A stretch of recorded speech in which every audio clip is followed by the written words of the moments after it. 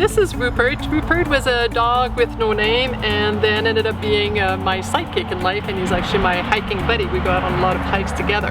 And I'm going to use Rupert today to demonstrate the different things that we can use, different devices that we can use to prevent licking or scratching a wound. So it's very important when a dog or a cat has a wound to prevent self-trauma. And self-trauma comes in the form of licking a wound or going after it with our feet. So there are different things that we can use for different wounds on the body, and I'm just going to go through the pros and cons of each one. As much as possible, we try to use something that's non-invasive as possible, because I'm sure they don't know why we're putting something on them. I just feel really sorry. They're being so good, and then we put some contraption on them.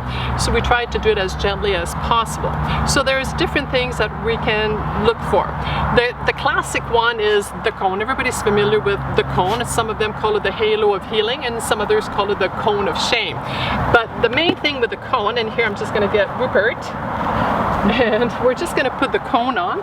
And so the main thing with a cone is that it can prevent most of the licking everywhere, not the scratching, which is really good. But this cone is probably not the right size for Rupert, because if you look, the cone should be about 2 inches beyond the tip of the nose, because that's how long the tongue can be. So if we have a wound around the rear end, he'd probably be able to push the cone down and still be able to lick it. So we'd probably have to use a bigger cone for him.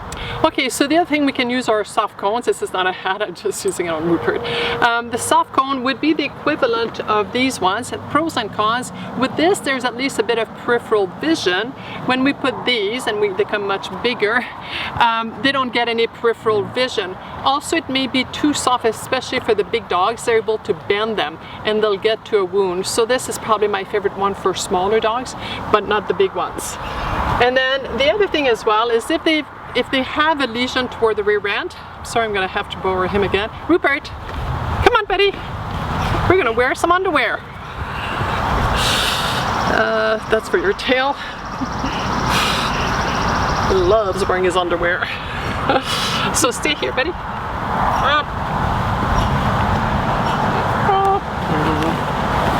So the other way to go after this, and it's much nicer in female dog than male dog, because of course the male dogs can pee into this, but putting male underwear, boxer shorts on, so there's room for the tail. And then so if they have a lesion on the thigh and we know they're not going to lick, so the boxer is also a nice thing to do, and Rupert thinks they're very cool, and he'll walk around with his boxer shorts on.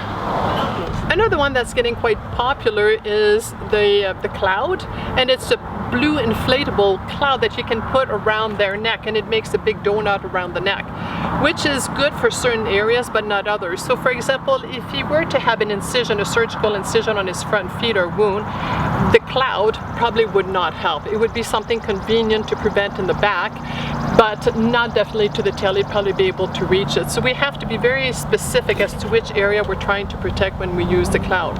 Now, a word of caution, clients have reported back to us that for small dogs and cats, it doesn't seem to work really well, because the cloud gets so big around their neck that actually when they're trying to sleep, their head can never go down, so they probably end up with a sore neck. So you have to remove the cloud often. So in small dogs, the Chihuahuas and the cats, the cloud seems not to be a preference for a lot of them.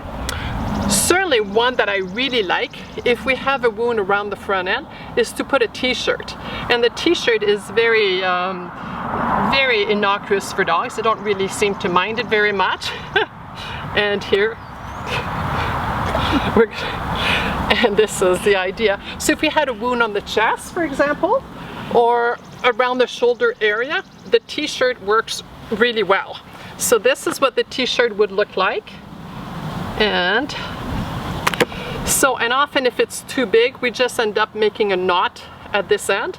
Now, being a male dog, just a word of caution again with using a t-shirt. The male dog, if you send them outside and don't roll the t-shirt forward, you're gonna end up with them peeing in the t-shirt and go through a lot of t-shirts. So just make sure female, that's not a problem. So any wound that is in this area, it's actually quite a convenient way to do it, and they don't seem to mind as much. The other thing that you have to be careful putting a t-shirt is we don't end up with abrasion in the armpits. And then some people, if they find the t-shirt too big, they will try to tape it a little bit at the front to keep it holding up.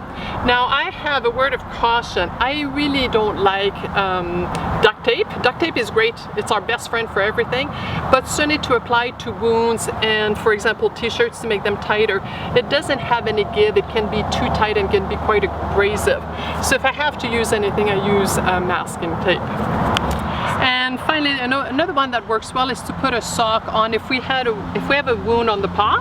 So certainly the other thing that works well is to use a breathable, I like the sports sock, and then we just put it over the foot and then we tape it. Again, duct tape scares me because we can tape much too tight. And the other thing is with masking tape is if we want to take it off when the dog goes outside or in and out, it's much easier to deal with masking tape than it is with duct tape. So this would work if we know the dog is not going to go and lick. Some dogs will go after everything, but if it's something we just want to air out the wound and have no contact, then using socks is really good. It's nice to put a sock or even a bootie to prevent scratching at the shoulder. So we're trying to prevent self-trauma. Okay, so the last one we can use from time to time is the cervical collar, the whiplash collar, whichever one we want to call it here.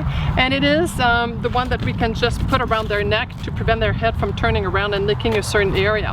I don't find these very useful, especially for dogs that have the diameter of their head and the neck is the same. So for example, a boxer, the Boston Terriers, like these come out very easily.